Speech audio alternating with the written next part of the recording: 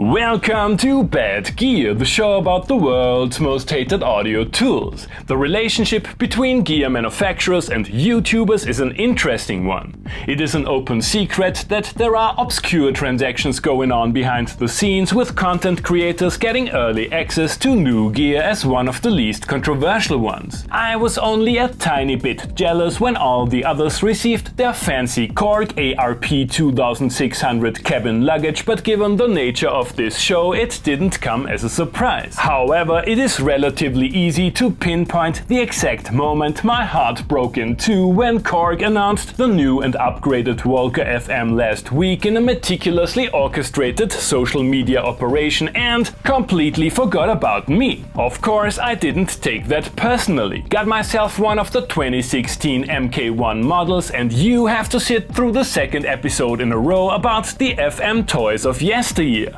Thank you, Korg. Based on the reputation of the product line, it can be assumed that the FM is ticking all the boxes. Visual similarities to both the Volca Beats and the Yamaha DX, plenty of hands-on controls, at least for an FM instrument, and a stylish 80s display. Korg managed to squeeze a complete 6-operator engine into the tiny synth, and although it comes with quite a few characteristic presets,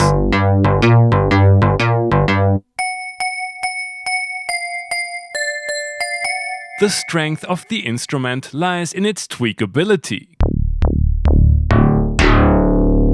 Combined simplified envelopes for carriers and modulators are a stroke of UI design genius. Knobs for algorithm selection and the LFO. And you can easily enter the Hades of deep FM editing. Programming an FM synth can be intimidating, but the little Volca is compatible with the countless DX7 patches available on the internet. Random cartridges from this DX7 cards-does-not-exist.com. Easy. Original sound banks created by Toto keyboardist Steve Porcaro. No problem. Bo Tomlin's wedding band. Piece of cake. Keep in mind that the FM comes with a few limitations. Polyphony is reduced to 3 voices and velocity can only be entered using the dedicated slider. The unit is also missing portamento, but there's unison and a chorus that adds a little swirl to the often rigid sounds of FM. Korg threw in a straightforward arpeggiator. In light of all this FM magic, one might forget that we are still talking about a Volca, the tried and tested polyphonic 16-step sequencer with motion recording, is easy to use. You can set it to half and quarter speed, which makes sense especially when used with the arpeggiator, and although there is no swing, the active step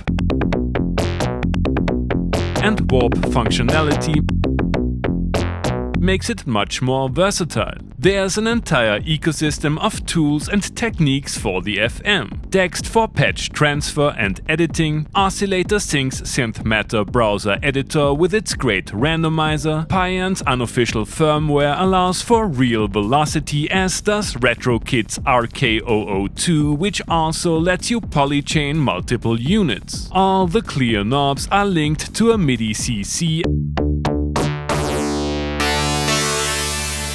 and although there is no MIDI out, you can back up your creations to an audio recorder using the sync output. It seems like Korg improved on many of the original FM's limitations in the new version. 6 instead of 3 voices, 64 instead of 32 patch slots, blue instead of red LEDs, they added reverb, upgraded MIDI out, downgraded MIDI in and the metronome, there's a randomizer, and last but not least, velocity sensitivity. But how should I know? New Volca FMs are still available for the price of one Volca. The Korg Volca FM is based on a powerful synth engine, but comes with a few strange limitations. Is the new version worth the wait?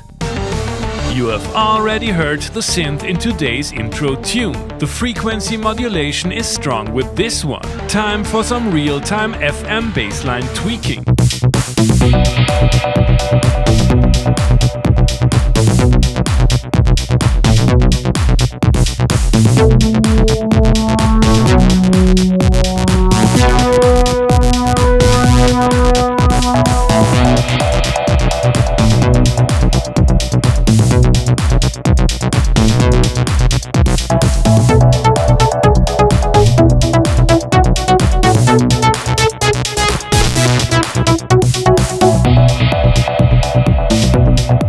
Okay, the added controls give the classic FM tone an almost analog quality. Not super fat, but it works well in the mix. The parameters are well chosen and operation is mostly intuitive. Let's push the arpeggiator beyond the 16-step limit with tempo set to quarter speed.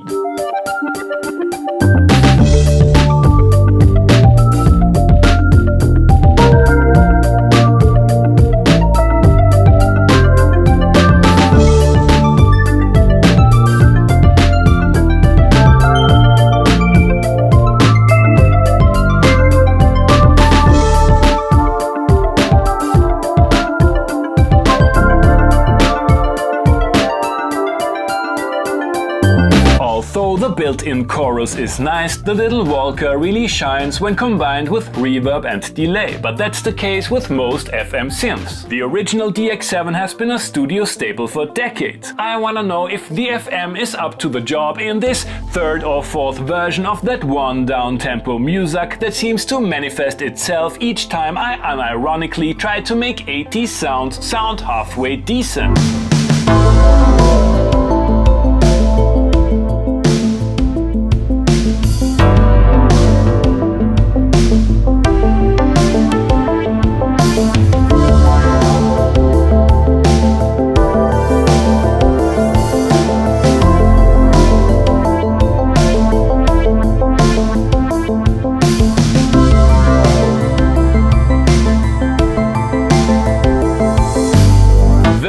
The FM is one of my favorite Volcas, together with a sample and the kick. It is easy to use, there are many tools that make life even easier, and although it might be a bit too generic sounding for some, it is sufficiently close to the iconic original. Sure, if you're looking for a cheap instrument for half-drunk jams to the 1986 US Billboard Hot 100, you will be disappointed. But in spite of its limitations and a few little quirks, it's a great addition to many electronic live sets. Korg, let's be honest, that wasn't too painful. I understand that it's difficult to communicate stuff like this in a traditional company structure, but there are a few things we can be sure of. If your gear sucks, people will find out. Even if your gear doesn't suck, people will hate it on the internet. And finally, this show will certainly not hurt your sales. Thanks for watching and see you next time. Hey guys, I hope you enjoyed the episode. Feel free to like, subscribe, become a patron and leave a comment what other kind of gear you would like to see and hear on the show.